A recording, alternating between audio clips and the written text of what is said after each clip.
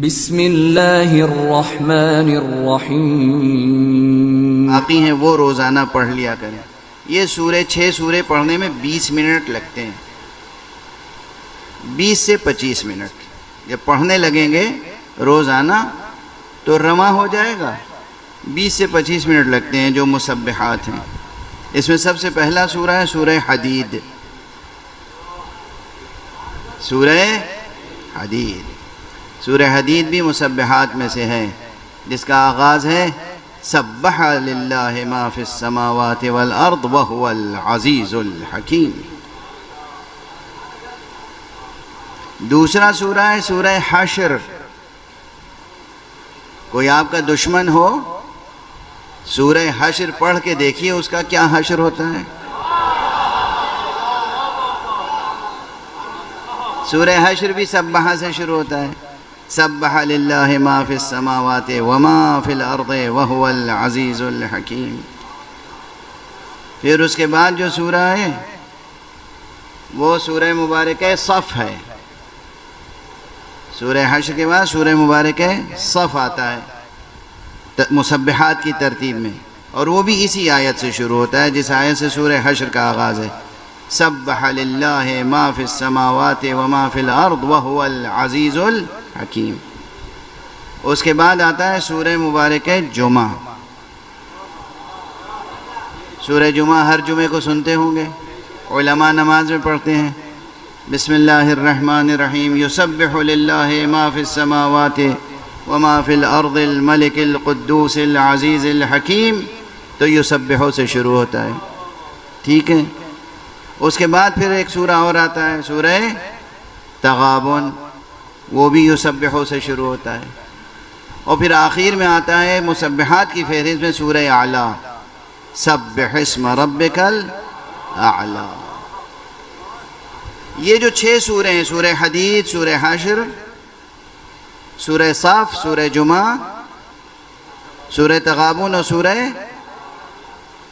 اعلیٰ، اگر کوئی شخص ان سوروں کی تلاوت روز کر کے سوئے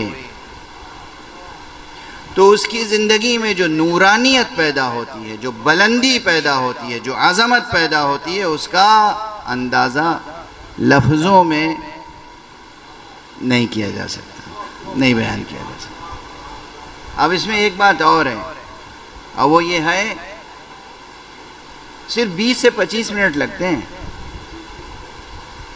روایات میں ہے کہ خود آن حضرت صلی اللہ علیہ وآلہ وسلم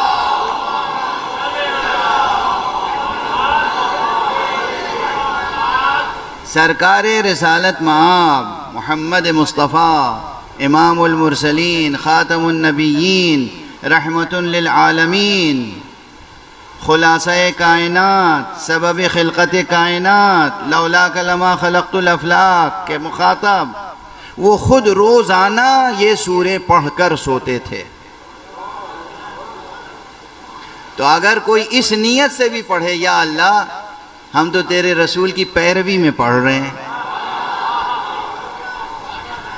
ہم تیری محبت میں اور تیرے رسول کی محبت میں پڑھ رہے ہیں. رسول اللہ پڑھتے تھے تو ہم بھی پڑھ رہے ہیں. بس باقی تو ہمارے دامن وجود میں جتنی گنجائش ہے وہ تو جانتا ہے. جو بھی عطا کر سکتا ہے عطا کر. کسی کریم کے در پہ جا کے اپنی حاجت بیان کیے بغیر خود کو اس کے سپرد کر دینا،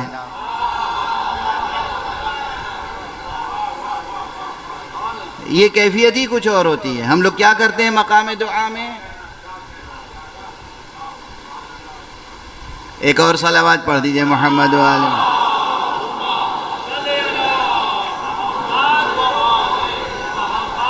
ہم لوگ مقام دعا میں کیا کرتے ہیں؟ اپنی طرف سے ایک حاجت معین کی اور پھر وہ حاجت مانگتے رہتے ہیں خدا سے. یہی ہوتا ہے نا. ایک تو ہم کیا، ہماری نالج کیا، ہمارا ویژن کیا، ہمارا کانسیپٹ کیا ہے، کیا ڈیپتھ ہے ہماری نالج میں، کیسا ہے ویژن ہمارا. ناقص انسان، جاہل انسان کتنا سوچ سکتا ہے؟ جیسا ہے ویسے ہی ٹارگٹ معین کرے گا. اب اللہ سے ضد کہ یہی پوری کر دے، میرے مولا یہ میری دعا پوری کر دے، میرے مولا یہ میری دعا پوری کر دے، یہ ہے نادانی کی بات، یہ ہے جہالت کی بات، یہ ہے بچوں کی سی نادان بچوں کی سی ضد۔ ہونا یہ چاہیے کہ پروردگار میں تیری تسبیح کر رہا ہوں، میں تیری حمد کر رہا ہوں، تو کمالات رکھتا ہے، تیری ہستی جامع کمالات ہے اور میں تو کچھ بھی نہیں رکھتا۔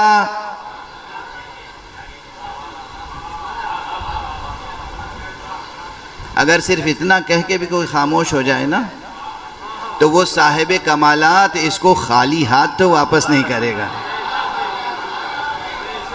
اور جب وہ دے گا اس کے مانگے بغیر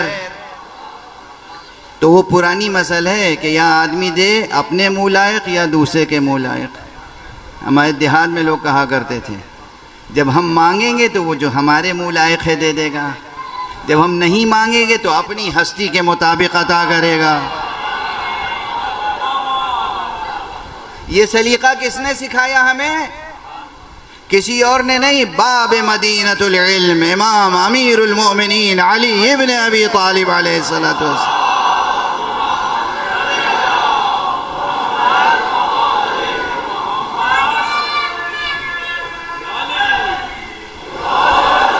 یوں تو حضرت نے بہت سی دعائیں سکھائیں، دعائے کمیل، دعائے مشلول، بہت طویل طویل دعائیں ہیں، مگر ایک دعا ایسی ہے، ایک صلوات پڑھ دیجئے محمد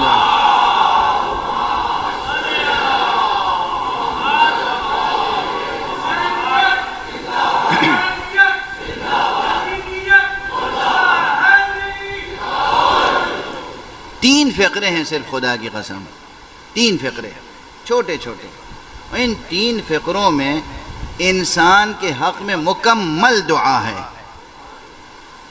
حمد الہی بھی ہے، تسبیح و تنزیہ الہی بھی ہے، تحمید الہی بھی ہے، طلب بھی ہے، سب کچھ ہے۔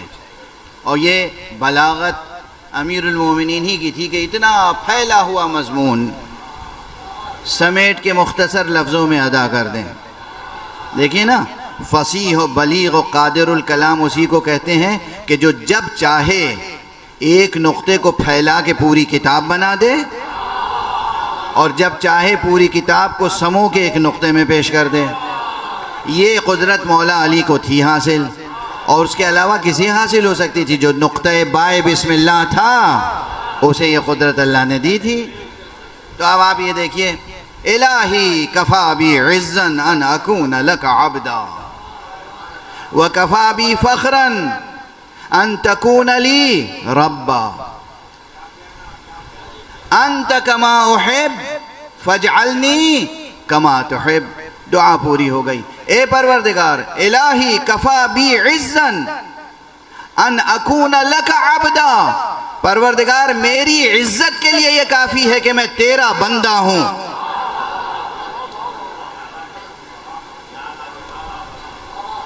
الہی کفا بی عزا ان اکون لک عبدا وکفا بی فخرا ان تکون لی ربا، اور میرے فخر کے لیے یہ کافی ہے کہ تو میرا پروردگار ہے۔ انت کما احب، تو ویسا ہے جیسا میں چاہتا ہوں۔ فاجعلنی کما تحب، مجھے ویسا بنا لے جیسا تو چاہتا ہے۔